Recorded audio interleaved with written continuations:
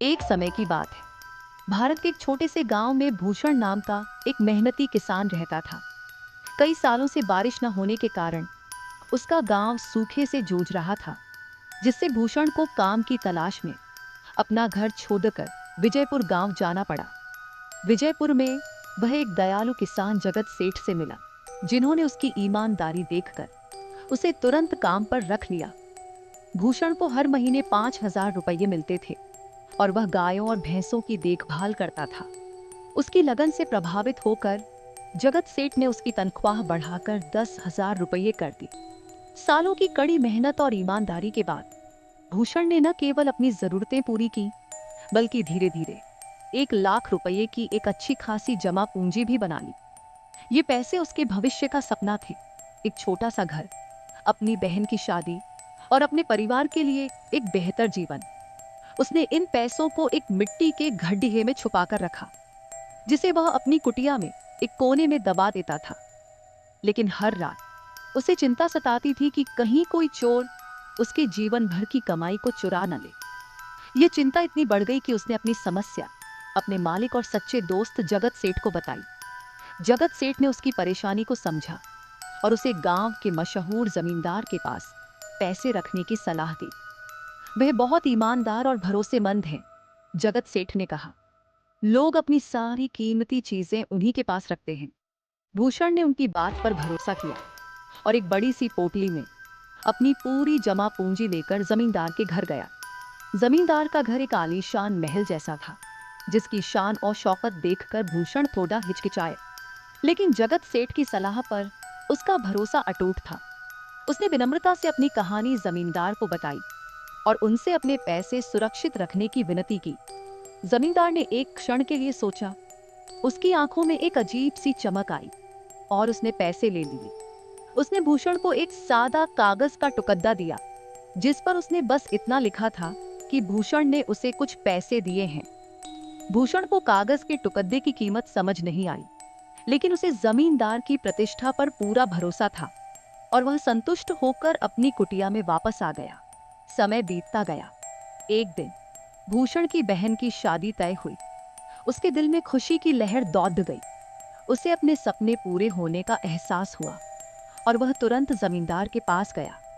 उसने बड़े उत्साह के साथ उनसे अपने पैसे मांगे, लेकिन जमींदार ने अपना चेहरा बदल लिया। उनकी आवाज में न तो कोई पहचान थी और न ही कोई सम्मान। कौन भूषण? मैं तुम्हें नहीं जानता। और कैसा पैसा? तुमने मुझे कभी कोई पैसा नहीं दिया, जमींदार ने कड़ाक आवाज में कहा। भूषण यह सुनकर दंग रह गया। उसने गिड़गिड़ाते हुए जमींदार को याद दिलाने की कोशिश की, यहाँ तक कि वह कागज का टुकड़ा भी दिखाया, लेकिन जमींदार ने हंसते हुए कहा कि इस पर तो कुछ भी साफ साफ नहीं लिखा है और यह किसी काम का नहीं है।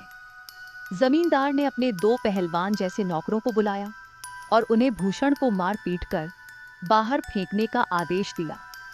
भूषण दुखी होकर रोता हुआ और अपने दिल में एक बहुत बड़ा अन्याय का बोझ लिए वापस जगत सेठ के पास आया और उन्हें सारी बात बताई। जगत सेठ ने भूषण की कहानी सुनी और उनकी आंखों में जमींदार की बेईमानी पर गुस्सा साफ दिख रहा था। उन्होंने तुरंत भूषण को शांत किया और कहा, घबराओ मत मेरे दोस्त, ईमानदारी और सच्चाई कभी हार नहीं सकती। हम उस लालची जमींदार को ऐसा सबक सिखाएंगे कि वह जीवन भर याद रखेगा। जगत सेठ ने एक सूटकेस लिया, उसमें बहुत सारे पुराने अखबार भर दिए और ऊपर कुछ असली नोट रख दिए ताकि सूटकेस भरा हुआ लगे। वह सूटकेस लेकर जमींदार के पास गए। जमींदार ने उन्हें देखते ही बहुत सम्मान दिया, क्योंकि जगत सेठ गांव के सबसे अमीर और प्रतिष्ठित व्यक्तियों में से एक थे। जगत सेठ ने जमींदार से कहा, जमींदार जी, मैं एक बहुत जरूरी व्यापार के सिलसिले में शहर जा रहा हूँ। मेरे पास 10 लाख रुपये हैं। मैं चाहता हूँ कि आप इन्हें अपने पास सुरक्षित रखें। मैं जानता हूँ कि आप बहुत ईमानदार और भरोसेमंद हैं। लालची जमींदार ने सूटकेस देखा और उसकी आंखें चमक उठी। उसने तुरंत दिमाग में हिसाब लगाया, अगर मैं इस किसान को 1,00,000 रुपये वापस कर दूंगा तो जगत सेठ मुझ पर पूरा भरोसा करेंगे और मुझे 1,00,000 रुपये मिल जाएंगे। यह तो बहुत अच्छा सौदा है। लालच में आकर उसने ईमानदारी का दिखावा करते हुए तुरंत अपने नौकरों को भूषण को बुलाने को कहा। जब भूषण आया तो जमींदार ने नाटक करते हुए कहा, ओह भूषण, तुम यहीं हो? मुझे याद आ गया। लगता है मैं भूल गया था। तुम्हारे पैसे सुरक्षित हैं। जमींदार ने भूषण के 1 लाख रुपए वापस कर दिए। भूषण अपनी आंखों पर विश्वास नहीं कर पाया। ठीक उसी पल जगत सेठ का नौकर वहां आया और उसने जोर से कहा, मालिक, मालिक, आपकी शहर जाने की योजना रद्द हो गई है। व्यापार का काम यहीं हो गया है। यह सुनकर जमींदार के चेहरे का रंग उड़ गया। वह सदमे में खददाहा रह गया। जगत सेठ ने मुस्कुराते हुए कहा, अच्छा तो ठीक है। धन्यवाद जमींदार जी, अब मुझे पैसों की जरूरत नहीं है।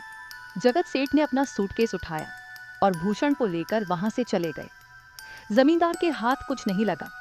वह सिर पकड़े बैठा रह गया, अपनी मूर्खता और लालच पर पछताता हुआ। इस तरह भूषण की मेहनत की कमाई उसे वापस मिल गई। उसे यह भी समझ आया कि सच्चा धन केवल पैसा